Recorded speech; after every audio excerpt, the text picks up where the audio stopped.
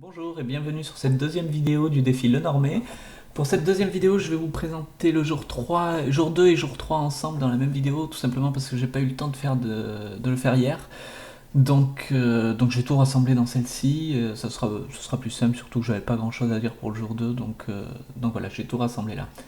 Alors la question pour le jour 2 était: quelles sont vos expériences avec le Lenormand, comment l'avez-vous découvert et où avez-vous entendu parler pour la première fois de ce système? Eh bien, rien d'extraordinaire, c'était en me baladant dans un espace culturel où j'ai l'habitude d'acheter mes livres et mes tarots. Un jour, je suis tombé, c'était il y a à peu près 5-6 ans, voire même un peu plus, euh, où je suis tombé sur un coffret. Je vous le présenterai pour la vidéo du jour 4. Oui, là, il faudra présenter ces jeux, donc je vous le montrerai là, je vous en parlerai davantage. Donc je suis tombé sur sur ce jeu avec un livret. Et je me suis dit, bah, pourquoi pas l'ajouter à ma collection. Je n'avais jamais utilisé vraiment, j'en avais entendu parler, mais moi-même j'en avais jamais utilisé. Et je me suis dit, bah, pourquoi pas essayer, voir ce que ça donne. Et j'avoue que j'ai été plutôt agréablement surpris. Je trouve que c'est des symboles assez simples qui me parlaient plutôt bien. Et du coup, je me suis mis à acheter quelques livres pour voir comment l'utiliser. Et là, j'avoue que j'ai été plutôt déçu par l'approche très vieille cartomancie qu'on retrouve d'ailleurs dans les livres, enfin dans beaucoup de livres sur le tarot de Marseille. C'est une approche très vieille cartomancie française avec un esprit très fataliste. Je trouve qu'il laisse peu de place à l'intuition. Donc du coup, j'ai été un peu rebuté, j'ai laissé le jeu de côté quelque temps. Puis au fil des mois, j'ai rencontré d'autres personnes qui pratiquaient et ça m'a donné envie de m'y replonger dedans. Du coup, j'ai essayé d'avoir une approche assez différente, beaucoup moins figée, avec des associations de cartes beaucoup moins fixes qui laissent plus de place à l'intuition. Et depuis, j'avoue que ben, c'est mon petit jeu préféré. Bon, j'utilise quand même beaucoup le tarot, mais ça reste le petit Lenormand reste un de mes jeux de cartes favoris. Et, euh, et c'est vrai que du coup, je m'en sers tout le temps depuis pour mes tirages personnels, un peu moins pour des tirages pour les autres. Là, je vais davantage utiliser le tarot, mais pour moi, c'est vrai que je l'utilise beaucoup. Après, même quand j'utilise le tarot, en général, quand je fais des tirages pour quelqu'un d'autre que j'utilise le tarot, je fais toujours un petit tirage en plus avec le Lenormand qui, je trouve, qui complète plutôt bien. Le tarot a une approche surtout psychologique, alors que le Lenormand a une approche un peu plus concrète des choses, plus physique, plus matérielle. On peut faire je pense, enfin, pour moi, je pense qu'on peut faire de la psychologie avec, des tirages psychologiques, mais il a quand même une approche beaucoup plus concrète que le tarot. Et c'est deux systèmes qui se complètent plutôt bien, je trouve. Donc voilà, après j'ai pas d'expérience particulière à vous raconter. Voilà, ça doit faire oui, 4 ans vraiment que je l'utilise tout le temps, régulièrement. Bon, il y a toujours des phases où je vais le laisser un peu de côté, mais j'y reviens tout le temps. Et voilà, par contre, pour ce qui est des livres, alors ça va nous amener à la question du jour 3. Livres sur le Lenormand possédez-vous? Lesquels recommandez-vous? Lesquels souhaitez-vous acquérir? Et pensez-vous que les livres aient un quelconque intérêt pour un système divinatoire d'apparence aussi simple? Alors, bon, comme vous pouvez le voir, moi je possède 5 livres sur le petit Lenormand. Alors, comme je vous ai dit en début de vidéo, les livres en français que j'ai pu trouver ont toujours une approche très fataliste, enfin, très vieille cartomancie française en fait, du petit Lenormand. Donc voilà, je vais quand même vous parler vite fait des 5 livres que j'ai là. Alors le premier c'est Les cartes et Mademoiselle Lenormand, interprétation et méthode de consultation. Alors c'est de Anne Beware aux éditions Vega. Ce qui est. Alors, je vais vous dire en fait ce que je trouve sympa dans ce livre, c'est qu'elle a une approche avec des niveaux d'interprétation différentes. Elle parle de 7 niveaux, ouais, voilà, c'est ça, 7 niveaux d'interprétation. Par exemple, le premier, c'est le niveau des couleurs, donc elle interprète avec les cartes de cœur, carreau, pique, trèfle. Le deuxième niveau, c'est avec l'image du motif et de l'illustration de la carte. Le troisième niveau, ça va être avec les personnages. Alors ça prend les personnages, que ça soit l'ours, le renard, la carte consultante et consultant, mais aussi les symboliques de cartomancie, les valets de cœur, les rois de pique, etc. Donc voilà, ça prend ça. Le quatrième niveau, c'est avec tout ce qui est mots-clés. Alors elle fait des interprétations à partir d'un seul mot-clé, par exemple avec l'encre, le mot-clé c'est travail, etc. Le cinquième niveau, c'est avec les cartes décrivent un état et une qualité. C'est le système que moi j'utilise pour décrire des personnes en fait. Par exemple, l'encre signifierait quelqu'un de travailleur, l'étoile quelqu'un de spirituel. Euh, le sixième niveau, c'est l'interprétation au niveau de la santé. Et le septième niveau, c'est l'interprétation au niveau du temps. Donc voilà, bon, après, ça reste quand même c'est très basique comme livre, je trouve. Personnellement, je m'en sers pas du tout. Par exemple, voilà, si je prends ce qu'elle décrit dans les cartes, donc il y a la description, par exemple, pour le cavalier, 9 de cœur, il y a la description de l'image, description de la personne, ce que ça voudrait dire, un jeune homme positif, un mot-clé, bonne nouvelle, la qualité ou qualificatif, donc mobilité du corps et de l'esprit. La description pour le corps, donc articulation du pied ou du genou.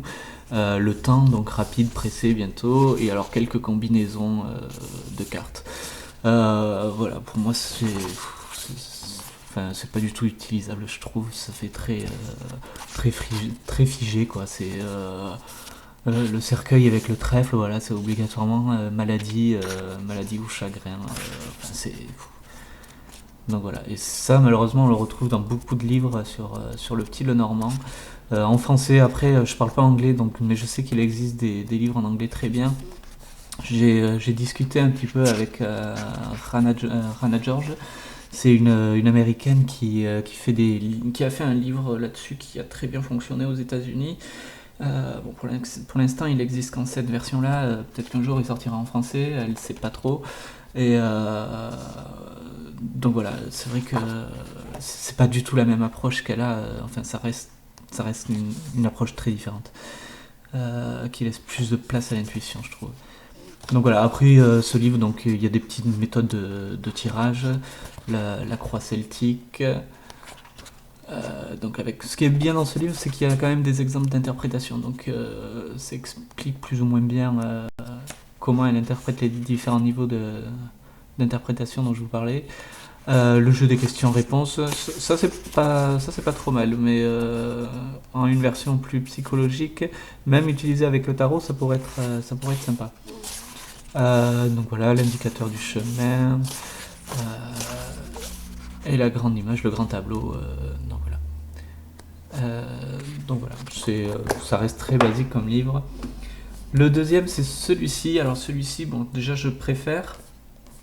Il est, elle parle déjà pour les débutants, je trouve qu'il est bien parce qu'elle aborde quand même certains points au niveau des consultations, dans quelle ambiance se mettre, comment aborder les tirages, les conditions psychologiques, les conditions d'ambiance, l'aspect physique, l'aspect technique et tout ça. Donc pour ça, je trouve que c'est pas trop mal. Après, pour les descriptions, donc voilà, elle décrit la carte en ajoutant quelque chose. Bon, là, par exemple, là c'est un mauvais exemple parce qu'elle a rajouté un poème. Donc voilà, elle décrit la carte en donnant des indices d'interprétation, une valeur traditionnelle, donc l'anneau symbolise l'union, enfin des choses symboliques également. Elle symbolise donc également un objet précieux, un cadeau de valeur mobilière. Enfin, elle donne quand même des aspects un peu plus développés. Une valeur psychologique, donc elle donne aussi une valeur, bon là pour l'anneau c'est très court, mais d'habitude ça prend voilà, valeur psychologique pour le lys. Donc voilà, vous avez un paragraphe entier dessus. Et la valeur dans le jeu. Bon après ça je m'y fais pas trop, ça parle du principe, par exemple, ici, avec l'anneau avec les souris, par exemple, c'est une union qui s'effrite peu à peu. Le cercueil en marque à la fin, la faux, une rupture. Enfin, c'est un peu brouillon, je trouve. C'est pas très clair ce qu'elle a voulu marquer, mais ça reste intéressant quand même. Donc voilà, pour moi, c'est un des livres les plus utiles pour ce qui est du petit Lenormand en français que j'ai pu lire. Ça reste le mieux. Bon, après, pour ce qui est. Donc, bon, elle fait des associations générales. Ça, bon, j'ai jamais trop fait attention à ça, j'ai jamais trop regardé. Euh, Par contre, elle a des tirages complètement différents de ce que moi je pratique. Elle fait des tirages de cartomancie classique, quoi. Cartomancie, pas vraiment le normand, mais vraiment la cartomancie pure. Donc voilà, avec la roue, le chien de pique, prénom, tirage de la croix, mais vraiment la croix version cartomancie, pas la simple croix en 4 cartes. Euh, le grand jeu du destin. Donc voilà, c'est assez. Bon, après, c'est des tirages plutôt sympas, mais qui sont vraiment très axés divinatoires. Donc voilà, et le grand jeu du destin. Donc voilà, mais par contre, ici, il n'y a pas de. Donc ça, c'est les 12 maisons astrologiques. Il n'y a pas de grand tableau. Là, elle n'en parle pas du tout. Le grand tirage qu'elle fait. Non, c'est. Il me semble qu'elle parle d'un grand tirage. Ah non, peut-être pas. Non, non, c'est pas dans celui-là. Donc voilà, bon, c'est un de mes préférés en français, ça c'est clair. Alors celui-là de Colette Sylvestre, donc bon, assez connu dans le milieu français pour la cartomancie et les tarots. Celui-là reste bon, il reste intéressant aussi parce qu'il aborde plusieurs domaines. Alors le niveau des tirages c'est toujours pareil, bon c'est les tirages classiques, les tirages en croix, le carré de 9, mais alors moi c'est pas du tout comme ça que je l'utilise. Le tirage astrologique et la méthode du chien de pique. Donc voilà, après elle décrit simplement les 36 cartes pendant tout le long du bouquin.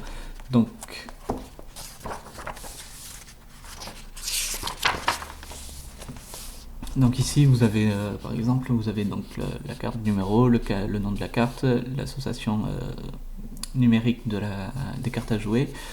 Donc après voilà, elle décrit la carte. Ici c'est les petites phrases qu'on retrouve sur ce jeu-là, qui sont ici par exemple cavalier trottant apporte apparemment bonne nouvelle, mais vient-il de loin ou de près. Ça sert surtout enfin quoique maintenant on s'en sert plus tellement. C'était surtout pour utiliser dans le grand tirage, dans le grand tableau. Donc voilà, et après elle fait une interprétation générale, interprétation dans le domaine affectif, domaine professionnel, domaine matériel, domaine spirituel et valeur de la cartomancie. Et plus après elle donne quelques associations. Bon alors ça elle fait des associations par groupe, donc du coup c'est pas vraiment... bon ça peut donner une idée, hein, mais c'est vraiment... très, très restreint comme association. Donc voilà, et après elle fait ça pendant tout le livre. Il n'y a plus rien d'autre à la fin, il me semble pas. Non, ça se finit avec voilà, un listing des cartes, rangement par ordre, par numéro de la carte ou par valeur, par couleur. Donc voilà, c'est ça.